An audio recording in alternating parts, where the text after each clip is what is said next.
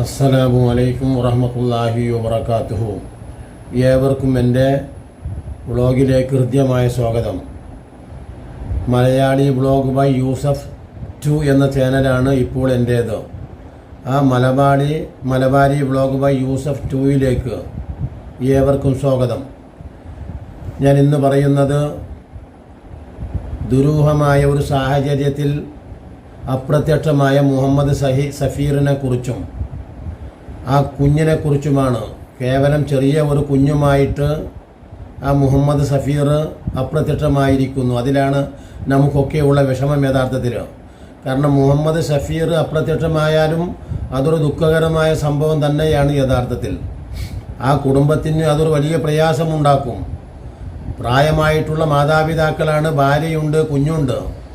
ആലോചിച്ച് നോക്കി, അവർ എന്തെല്ലാം പ്രതീക്ഷയിലാണ് യഥാർത്ഥത്തിൽ ഇത്രയും കാലം മുഹമ്മദ് സഫീർ എന്ന് പറയുന്ന ഈ തൻ്റെ ഭർത്താവുമൊത്ത് ഒരു ജീവിതത്തിലേക്ക് വന്നതാണ് ആ മുഹമ്മദ് സഫീറിൻ്റെ ഭാര്യ. തീർച്ചയായിട്ടും അതുപോലെ തന്നെയാണ് ആ കുടുംബങ്ങൾ. ഈ മുഹമ്മദ് സഫീറിനെ പ്രതീക്ഷിച്ചുകൊണ്ട് ജീവിക്കുന്ന ആ മാതാപിതാക്കളുണ്ട്. ആലോചിച്ച് നോക്കൂ നിങ്ങൾ. ആ സാഹചര്യത്തിലാണ് ഒരൊറ്റ സുപ്രഭാതത്തിൽ ആ കുഞ്ഞിനെയും എടുത്തുകൊണ്ട് മുഹമ്മദ് സഫീർ അപ്രത്യക്ഷമാകുന്നു. കുടുംബം ഇന്നലെ വരെ കഴിഞ്ഞു വന്ന ആ കുടുംബത്തോട് അങ്ങാടിയിൽ നിന്ന് കണ്ട ഒരു ബന്ധം പോലും കാണിക്കാതെ നോക്കണം, മറിച്ച് അങ്ങാടിയിൽ നിന്ന് കണ്ട ഒരു പെണ്ണിനോട്, മറ്റൊരു പെണ്ണിനോട്, അതാണ് താൻ ജോലിയെടുക്കുന്ന ഒരു സ്ഥലത്തുള്ള ഒരു പെണ്ണ്, അതാണ് യഥാർത്ഥത്തിൽ ആര് എന്ന് പറയുന്നത്, സജ്ജിത ചാറ്റർജി എന്നു പേരായ വടക്കേ ഇന്ത്യക്കാരിയാണ്. ആ ജോലിയെടുക്കുമ്പോഴുള്ള ആ പരിചയം നോക്കണം, ആ പരിചയം മാത്രമാണ്. ആ ഒറ്റ നോട്ടത്തിൽ കണ്ടിട്ടുള്ള ആ പെണ്ണിനെ ഇത്രയും കാലം തന്നെ സംരക്ഷിച്ച, തന്നെ നോക്കി വളർത്തിയ കുടുംബത്തെയും അതോടൊപ്പം തന്നെ തന്നെ കാത്തിരിക്കുന്ന തൻ്റെ പ്രാണസഖിയായ ഭാര്യയെയും എല്ലാവരെയും വേദനിപ്പിച്ചുകൊണ്ടാണ് യഥാർത്ഥത്തിൽ മുഹമ്മദ് സഫീർ താൽക്കാലികമായ ഒരു സുഖം, നൈമിഷികമായ ഒരു സുഖം നോക്കിക്കൊണ്ട് ആ ഓടിപ്പോയത്. ആലോചിച്ച് നോക്കൂ. എന്താണ് യഥാർത്ഥത്തിൽ മുഹമ്മദ് സഫീർ ഈ സജ്ജിത ചാറ്ററിയുടെ ഭംഗി കണ്ട് നോക്കണം. സ്വാഭാവികമായിട്ടും എത്ര നാളാണ് ഈ ഭംഗി നിലനിൽക്കുക? എന്തുമാത്രം നിരർത്ഥകമാണ്, എന്തുമാത്രം ബുദ്ധിഹീനമാണ് യഥാർത്ഥത്തിൽ മുഹമ്മദ് സഫീർ ചെയ്തിട്ടുള്ള ഈ പ്രവൃത്തി. തുല്യതയില്ലാത്ത ബുദ്ധികേട്. ഇനി എവിടെയാണത് എത്തിച്ചേരുന്നത്? മാത്രമല്ല, ആ ചെറിയ ഒരു കുഞ്ഞ് വളരേണ്ടത് സ്വന്തം ഉമ്മയുടെ മടിത്തട്ടിൽ കളിച്ചു വളരേണ്ട ഒരു കുഞ്ഞാണ്. യഥാർത്ഥത്തിൽ എത്രയോ ചെറിയതായിട്ടുള്ള ഒരു കുട്ടിയാണത്. ആ കുട്ടി വളരേണ്ടത് ഉമ്മയുടെ മടിത്തട്ടിലാണ്. ആ ഉമ്മയിൽ നിന്ന് ആ കുഞ്ഞിനെ അകറ്റിയിരിക്കുന്നു. എന്തിനു വേണ്ടി? എന്തൊരു ശാപമാണ് യഥാർത്ഥത്തിൽ ഈ മുഹമ്മദ് സഫീർ ചെയ്തിട്ടുള്ളത്. തികച്ചും ഒരു കുറച്ച് നേരത്തേക്കുള്ള ഒരു നൈമിഷിക സുഖം മാത്രം. ആലോചിച്ച് നോക്കി, എത്ര കാലമാണ് ഈ ഭൂമിയിൽ ജീവിക്കാൻ കഴിയുക? ആലോചിച്ച് നോക്കുക. ഉള്ള ജീവിതം സമാധാനവും സ്വസ്ഥതയോടും കൂടെ ജീവിക്കേണ്ടതിന് പകരം എത്ര ആളുകളുടെ സ്വൈരം, എത്ര ആളുകളുടെ സ്വസ്ഥത, എത്ര ആളുകളുടെ ഉറക്കമാണ് ഈ മുഹമ്മദ് സഫീർ കെടുത്തി കളഞ്ഞത്. ആലോചിച്ച് നോക്കണം. മാത്രമല്ല, ആ കുഞ്ഞിനെ എന്തിനു കൊണ്ടുപോയി എന്നതാണ് സ്വാഭാവികമായിട്ടുള്ള ഒരു ചോദ്യം. ആലോചിച്ച് നോക്കുക. അവൻ പോകുന്നെങ്കിൽ പോകട്ടെ, ആ ചെറിയ കുഞ്ഞിനെയും എടുത്തുകൊണ്ട് പോയിരിക്കുന്നു. അത് ആ കുടുംബത്തിൽ ആ ഭാര്യ, ആ സഫീറിനെ പ്രാണസഖി ആ കാത്തിരിക്കുന്ന ആ കണ്ണിലെണ്ണയൊഴിച്ചാണ് യഥാർത്ഥത്തിൽ ഈ ഒരു ഭർത്താവിനെ കാത്തിരിക്കുന്നത്. സ്വാഭാവികമായിട്ടും വഴിയിലുടനീളം ഈ സഫീർ ഫോൺ ചെയ്ത് പറഞ്ഞിട്ടുണ്ട്, ഞാനിതാ വരുന്നു, ഞാൻ ഇന്ന സ്ഥലത്തെത്തിയെന്നൊക്കെ. എന്നിട്ട് ആ വരുന്നത് എന്തിനു വേണ്ടി? തൻ്റെ കുഞ്ഞിനെ തന്നിൽ നിന്ന് വേർപെടുത്തിയിട്ട് യാതൊരു പരിചയവുമില്ലാത്ത ഒരു സ്ത്രീയോടൊപ്പം പോകുക. ആലോചിച്ച് നോക്കൂ. എത്ര ദിവസമായി? ഒരാഴ്ച പിന്നിട്ടു. പലതും പറയുന്നുണ്ടെങ്കിലും എവിടെയാണ് ഇപ്പോൾ ഉള്ളത് എന്ന് വ്യക്തമായിട്ട് കാണാൻ കഴിഞ്ഞിട്ടില്ല. സ്വാഭാവികമായിട്ടും നമ്മുടെ നാട്ടിലൊന്നും പ്രത്യക്ഷത്തിൽ എൻ്റെ ഒരാളെ മിസ്സിങ് ആയാൽ അത് എത്രയും പെട്ടെന്ന് തെരഞ്ഞു പിടിക്കാൻ അങ്ങനെ പെട്ടെന്നൊന്നും കഴിയുന്ന ഒരു നാടല്ല. നമ്മൾ പലതും കണ്ടിട്ടുണ്ട്. ദിയാ ഫാത്തിമ സംഭവം നമുക്ക് മുമ്പിലുണ്ട്. അതോടൊപ്പം തന്നെ കാണാതാവുന്നവരുടെ തിരോധാനം ചെയ്യപ്പെടുന്ന വ്യക്തികളെ ഒന്നും എത്ര കാലമായി ആലോചിച്ച് നോക്ക്. അപ്പം ഞാൻ പറഞ്ഞു വന്നത്, കാണുന്നവരെയൊക്കെ തനിക്ക് ഇഷ്ടം തോന്നിയാൽ അതോടൊപ്പം തന്നെ അത് തിരിച്ചും ഒരു ഭാര്യയായിട്ട് കഴിയുന്ന ഒരു പെണ്ണിന് കാണുന്ന പുരുഷനോടൊക്കെ സ്നേഹം.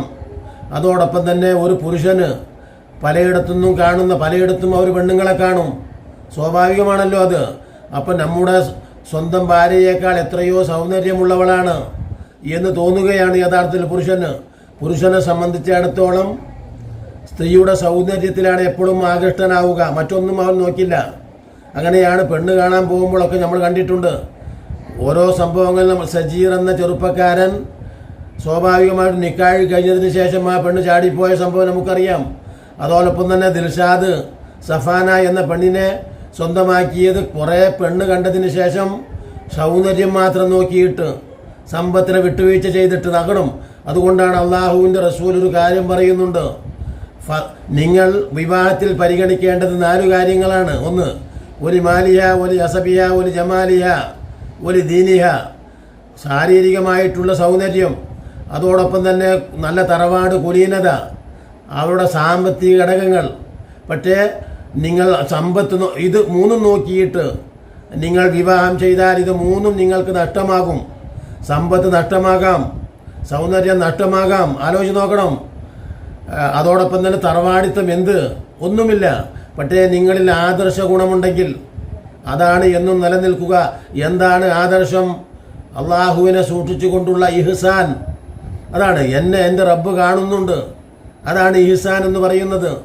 മഹാനായ യൂസുഫ് നബി അലൈഹി സ്വലാത്തു വസ്സലാം വിശുദ്ധ ഖുർആൻ നമുക്ക് പരിചയപ്പെടുത്തുന്ന ഒരു കഥ. അതിൻ്റെ തുടക്കം തന്നെ ഞാൻ നല്ല ഒരു കഥ പ്രവാചകരെ താങ്കൾക്ക് പറഞ്ഞു തരാമെന്ന് പറഞ്ഞുകൊണ്ടാണ് വിശുദ്ധ ഖുർആനിലെ 12-ാം അധ്യായമായ സൂറത്ത് യൂസുഫ് ആരംഭിക്കുന്നത്. നല്ല ഒരു കഥ എന്ന് പറഞ്ഞാൽ വളരെ രസകരമായ, വളരെ അർത്ഥവത്തായ ഒരു സന്ദേശമാണ് അതിൽ ഉൾക്കൊള്ളുന്നത്. അതിൽ വകദാലിക നജ്സുൽ മുഹ്സിനീൻ എന്ന് പറഞ്ഞത് മഹാനായ യൂസുഫ് നബിയെയും അതോടൊപ്പം തന്നെ ഇഹ്സാൻ എന്ന് പറയുന്ന അള്ളാഹുവിനെ പേടിക്കുന്ന സ്ത്രീ പുരുഷന്മാരെ കുറിച്ചാണ്. തങ്ങൾ എന്തു തോന്നിവാസവും ചെയ്യുന്നുണ്ടെങ്കിലും തങ്ങൾ എന്തു ചെയ്യുന്നതും തങ്ങളുടെ റബ്ബ് ഇന്ന റബ്ബക ലബിൽ മിർസാദ്, അവൻ പ്രത്യേകിച്ച് രഹസ്യമായ കേന്ദ്രത്തിലിരുന്ന് തങ്ങളുടെ ഓരോ കാര്യങ്ങളും നോക്കുന്നുണ്ട്, നിരീക്ഷിക്കുന്നുണ്ട്, പരീക്ഷിക്കുന്നുണ്ട്. അതാണ് ഇഹ്സാൻ എന്ന് പറയുന്നത്. തൻ്റെ റബ്ബ് തന്നെ കാണുന്നുണ്ട്, തനിക്ക് തൻ്റെ റബ്ബിനെ കാണാൻ കഴിയില്ല. ഉറപ്പാണല്ലോ അത്. നമ്മൾക്ക് മനുഷ്യർക്ക് അള്ളാഹുവിനെ കാണാനുള്ള കഴിവില്ല ലോകത്ത്. പക്ഷേ അവൻ്റെ ദൃഷ്ടാന്തങ്ങളൊക്കെ എങ്ങനെ കാണുന്നു എന്ന് മാത്രമുള്ളൂ. അപ്പോൾ ആ റബ്ബ് നമ്മളെ നോക്കിക്കാണുന്നുണ്ട്. ആ നോക്കിക്കാണുന്നുണ്ട് എന്ന വിശ്വാസമാണ് വിശുദ്ധ ഖുർആൻ പലയിടത്തും. വിശുദ്ധ ഖുർആനിൽ 31-ാം അധ്യായം എടുത്തു നോക്കിയാൽ നമുക്കിത് തൻ്റെ പിതാവ് ലുക്മാൻ എന്നു പേരായിട്ടുള്ള മഹാനായ വ്യക്തിത്വം തൻ്റെ മകനോട് പറയുന്നുണ്ട്, മകനെ നീ അള്ളാഹുവിനെ സൂക്ഷിക്കണം, എപ്പോഴും സൂക്ഷിക്കണം. നിന്നെ അള്ളാഹു കാണുന്നുണ്ട്. പക്ഷേ നിനക്ക് അള്ളാഹുവിനെ കാണാൻ കഴിയുന്നില്ലെങ്കിലും അള്ളാഹു നിന്നെ കാണുന്നുണ്ട് എന്ന ബോധ്യത്തോടെ നീ ജീവിക്കണമെന്ന് വസിയത്ത് പറയുന്നുണ്ട് അദ്ദേഹം. അപ്പം നമ്മളൊക്കെ ഇവിടെ സംഭവിച്ചത് എന്താണെന്ന് ചോദിച്ചാൽ ആദർശം നഷ്ടമായി. അത് തന്നെയാണ് കാരണം. മഹാനായ ഞാൻ നേരത്തെ പറഞ്ഞതുപോലെ യൂസുഫ് നബി അലൈഹി സ്വലാത്തു വസ്സലാം നോക്കണം. അദ്ദേഹത്തിൻ്റെ ചാരിത്രശുദ്ധി, ഞാൻ പറഞ്ഞത് അള്ളാഹുവിനെ സൂക്ഷിച്ചുകൊണ്ടുള്ള ചാരിത്രശുദ്ധി, അല്ലാത്ത ചാരിത്രശുദ്ധിക്കൊന്നും വലിയ അർത്ഥമൊന്നുമില്ല. തൻ്റെ റബ്ബ് തന്നെ നോക്കിക്കാണുന്നുണ്ട്. അതുകൊണ്ട് തനിക്കൊരു ഭാര്യയുണ്ട്, ഒരു കുടുംബമുണ്ട്, തനിക്കൊരു മക്കളുണ്ട്. അതുപോലെ നമ്മൾ കണ്ടുകൊണ്ട് ജീവിക്കണം. സ്വാഭാവികമായിട്ടും ഏതെങ്കിലും അങ്ങാടിയിൽ നിന്ന് കാണുന്ന പെണ്ണ് നോക്കണം, ആ പെണ്ണ് തൻ്റെ ഭാര്യയേക്കാൾ സുന്ദരിയാണ്, അതുകൊണ്ട് അവളോടുകൂടെ ജീവിക്കാം. ആലോചിച്ച് നോക്കുക. അങ്ങനെ തോന്നാൻ തുടങ്ങിയാൽ ബസ്സിൽ വെച്ച് കാണുന്ന പെണ്ണ്, ബസ്സിൽ വെച്ച് കാണുന്ന ആണ്, അങ്ങനെയാണല്ലോ ഇപ്പോൾ ഓടിപ്പോക്കും ചാടിപ്പോക്കും. ഒരൊറ്റ നേരം കാണുകയാണ്, ബസ്സിൽ ഒരൊറ്റ നോട്ടമാണ്, തൻ്റെ ഭാര്യയേക്കാൾ സുന്ദരിയാണ് ഇവള്. അപ്പോൾ അതുകൊണ്ട് സ്വാഭാവികമായിട്ടും അവളോടൊപ്പം ജീവിക്കാം. അതോടൊപ്പം തന്നെ സ്ത്രീക്ക് ഞാൻ പറഞ്ഞ 2 കാര്യങ്ങളുണ്ട്. ആലോചിച്ച് നോക്കണം. പുരുഷൻ എപ്പോഴും ബാഹ്യമായിട്ടുള്ള കാര്യങ്ങളിൽ ശ്രദ്ധ കേന്ദ്രീകരിക്കുന്നവരാണ്. അതുകൊണ്ട് സ്ത്രീയുടെ സൗന്ദര്യത്തിൽ ആകൃഷ്ടരാകും പുരുഷന്മാർ. പണ്ട് തന്നെ അത് പറയാറുണ്ട്. നാരി എന്ന് പറയുന്ന ഈ സ്ത്രീയിൽ പെട്ടെന്ന് പുരുഷൻ സ്വാഭാവികമായിട്ടും ആകൃഷ്ടനാകും അവളുടെ സൗന്ദര്യത്തിൽ. ബാഹ്യമായിട്ടുള്ള സൗന്ദര്യം, അതാണ് ആന്തരികമായ സൗന്ദര്യം നോക്കാൻ സാധാരണ മനുഷ്യന്മാർ പുരുഷന്മാർ ശ്രദ്ധിക്കാറില്ല. അതാണ് എല്ലാ സംഭവത്തിലും നമ്മൾക്ക് ഈ ചാടിപ്പോക്ക് മുഴുവൻ കണ്ടിട്ടുള്ള എല്ലാ സംഭവങ്ങളും ഈ ഫദ്ഫുർ ബിദാത്തിദ്ദീൻ എന്ന് അല്ലാഹുവിൻ്റെ റസൂൽ പറഞ്ഞെടുത്ത് അതിനെ ഒഴിവാക്കി നിർത്തിയപ്പോൾ സംഭവിച്ചതാണ്.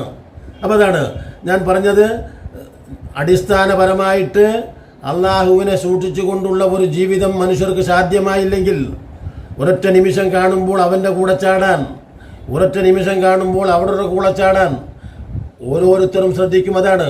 മാത്രമല്ല അള്ളാഹുവിൻ്റെ റസൂൽ പറയുന്ന ഒരു വാക്കുണ്ട്, നിങ്ങൾ സ്വാഭാവികമായിട്ടും അള്ളാഹുവിൻ്റെ റസൂലിൻ്റെ അടുക്കൽ ഒരു ശഹാബി വന്നിട്ട് പറഞ്ഞു, അള്ളാഹുവിൻ്റെ റസൂലെ എനിക്കിപ്പോൾ വ്യഭിചരിക്കണം. എന്താ? അപ്പോൾ അള്ളാഹുവിൻ്റെ റസൂൽ ആദ്യമായിട്ട് ചോദിച്ചു, വീട്ടിൽ ഭാര്യയുണ്ടോ? ഉണ്ട്. എന്നിട്ട് എന്തേ നിനക്ക് തൃപ്തനായില്ലേ എന്ന് ചോദിച്ചു. അല്ല, എനിക്ക് അങ്ങോട്ട് പോകണ്ടേ, എനിക്കിപ്പോൾ ആ കാര്യം നടക്കണം. അങ്ങനെയാണ് പുരുഷൻ. നമ്മൾ ചേക്കോയിക്കളൊക്കെ പറയുന്നത് പോലെയാ. മനുഷ്യൻ കോഴികളെപ്പോലെ ആയിക്കൂടാ എന്ന് പറയുന്നത് അതാണ്. മനുഷ്യൻ ലജ്ജയുണ്ടാവണം. അള്ളാഹുവിൻ്റെ റസൂൽ ലജ്ജ ഒരു വലിയ ഘടകമായിട്ട് പറഞ്ഞ അതാണ്.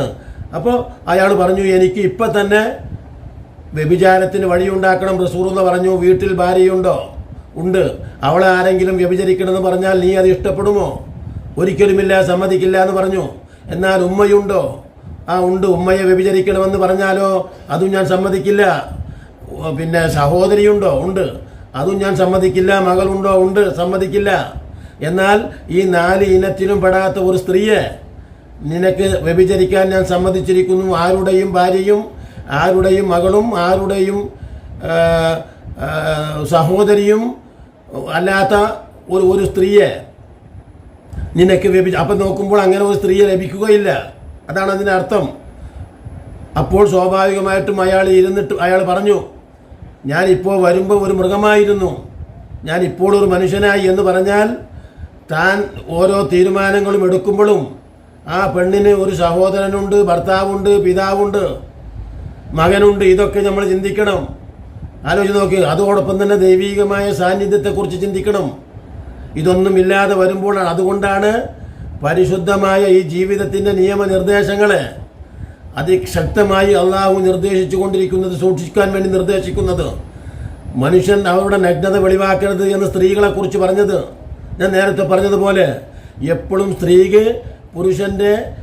പുരുഷന് സ്ത്രീയുടെ സൗന്ദര്യത്തിലാണ് ഭ്രമം. ഞാൻ നേരത്തെ പറഞ്ഞല്ലോ ഇത്. പക്ഷേ സ്ത്രീക്ക് അങ്ങനെയല്ല. സ്ത്രീക്ക് നല്ല കൈക്കരുത്തുള്ള ഊർജമുള്ള പുരുഷനെയാണ്. അത് നമ്മൾക്ക് സാധാരണ പറയാറുണ്ട്, ഇവൾ എന്ത് കോന്തനെയാണ് ഈ കൂടെ കൊണ്ട് നടക്കുന്നത് എന്ന് സാധാരണ നമ്മൾ പറയാറുണ്ട്. അപ്പോൾ സ്വാഭാവികമായിട്ടും എന്താണെന്ന് ചോദിച്ചാൽ മനുഷ്യൻ എപ്പോഴും ഈ കാര്യം ശ്രദ്ധിക്കണം. ഈ സ്ത്രീ എപ്പോഴും കാണുന്നത് നല്ല കരുത്തനായ പുരുഷനാവട്ടെ ബാഹ്യമായ സൗന്ദര്യത്തിൽ ലയിക്കുക, ഇത് രണ്ടുമാണ്.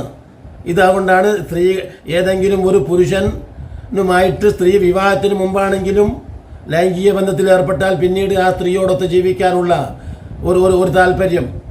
അപ്പം ഞാൻ പറഞ്ഞു വന്നത്, ഈ ഒരു അവസ്ഥ വളരെ വളരെ കഷ്ടകരമായ അവസ്ഥയാണ്. പലതും ആലോചിക്കേണ്ടതുണ്ട്. അപ്പോൾ ഇപ്പോൾ മുഹമ്മദ് സഫീറിൻ്റെ അവസ്ഥയാണ് ഞാൻ പറയുന്നത്. ഇപ്പോൾ എവിടെയാണ്, എന്താണ് ഒന്നും യാതൊരു വ്യക്തതയും വന്നിട്ടില്ല, അറിഞ്ഞിട്ടില്ല, എത്തിയിട്ടില്ല. തീർച്ചയായിട്ടും സഫീറെ, ഞാനൊരു അഭ്യർത്ഥന, നിനക്ക് കുടുംബമുണ്ട്, ഉമ്മയുണ്ട്, മാതാപിതാക്കളുണ്ട്, ഭാര്യയുണ്ട്. തീർച്ചയായിട്ടും അതുകൊണ്ട് അവരിലേക്ക് നീ മടങ്ങി വരണം. തീർച്ചയായിട്ടും നിനക്ക് ജീവിതമുണ്ട്. നീ ഒരു വലിയ വയസ്സനൊന്നുമായി പോയിട്ടില്ല. അതുകൊണ്ട് ആ കുടുംബത്തിന് അത്താണിയായിട്ട് നീ മടങ്ങി വരണം. ആ കുഞ്ഞിന് അവൻ്റെ മാതാവിലേക്ക് അടുപ്പിക്കണം. ആ തീരുന്നു കഴിയുന്ന ആ കുടുംബത്തെ ആശ്വസിപ്പിക്കണം. അതോടൊപ്പം തന്നെ ആ പരിചയപ്പെട്ടിട്ടുള്ള ആ സഞ്ജിത ചൗധരി, അവൾക്കും ഒരു കുടുംബമുണ്ട്. സ്വാഭാവികമായിട്ടും എന്തു തന്നെയായാലും അത് നമുക്കറിയില്ല. ഞാൻ പറഞ്ഞു വന്നത്, ഈ ഒരു അവസ്ഥയിൽ ഈ മുഹമ്മദ് സഫീറിനോട് ദുരൂഹതകൾ മാറ്റി വീട്ടിലേക്ക് മടങ്ങണമെന്ന് ഞാൻ അഭ്യർത്ഥിച്ചുകൊണ്ട് എൻ്റെ വാക്കുകൾ നിർത്തുന്നു. ഇനിയും നല്ല നല്ല വീഡിയോകളുമായി നിങ്ങളെ കണ്ടുമുട്ടുന്നത് വരെ നിങ്ങൾക്ക് നന്ദി.